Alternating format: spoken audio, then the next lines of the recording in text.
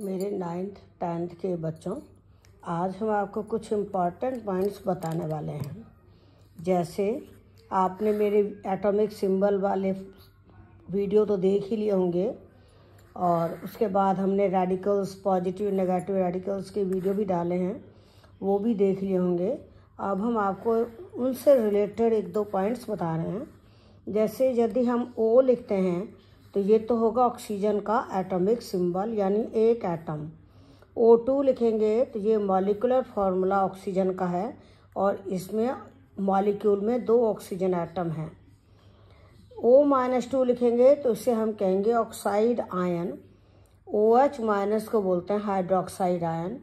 इसी तरह N लिखा है तो वो नाइट्रोजन का एटॉमिक सिंबल है, यानी एक नाइट्रोजन एटम को बता रहा है। N2 लिखेंगे तो ये नाइट्रोजन गैस का मॉलिक्यूलर फार्मूला है, जो नाइट्रोजन के एक मॉलिक्यूल को रिप्रेजेंट करता है, जिसमें 2 नाइट्रोजन एटम हैं।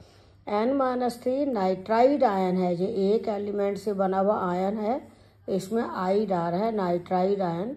अगर नाइट्रोजन के साथ ऑक्सीजन भी हो तो कम ऑक्सीजन होगी, NO2-1 होगा तो हम कहेंगे नाइट्राइड आयन, और ज़्यादा ऑक्सीजन होगी यानी NO3-1 तो बोलेंगे नाइट्रेट आयन। NH3 को बोलते हैं अमोनिया।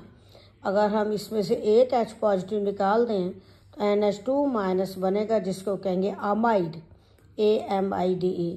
और अगर हम 2H निकाल देंगे अमोनिया में से तो 2H पॉजिटिव निकाल देंगे तो NH-2 बनेगा, जिसको हम कहते हैं इमाइड, IMIDE, इमाइड। इसी तरह NH4+1 है, यानी अमोनिया पर एक प्रोटॉन जुड़ा हुआ है तो अमोनियम आयन बोलेंगे। Cl को एक एटम कहेंगे क्लोरीन का। Cl2 को हम कहेंगे क्लोरीन गैस का मॉलिक्यूल है। Cl- क्लोरीन से बना आयन है, जिसको क्लोराइड आयन कहते हैं। Br को ब्रोमीन एटम कहते हैं। Br2 को ब्रोमीन मॉलिक्यूल कहेंगे, जो कि लिक्विड स्टेट में मिलता है।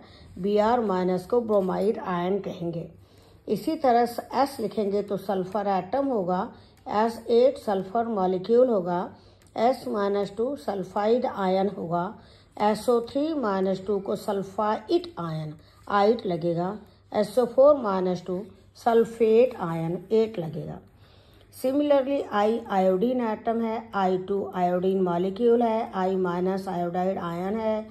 P फास्फोरस एटम है, P4 फास्फोरस मॉलिक्यूल है। P-3 फास्फाइड आयन है, PO3- फास्फाइट आयन है। PO4- phosphate ion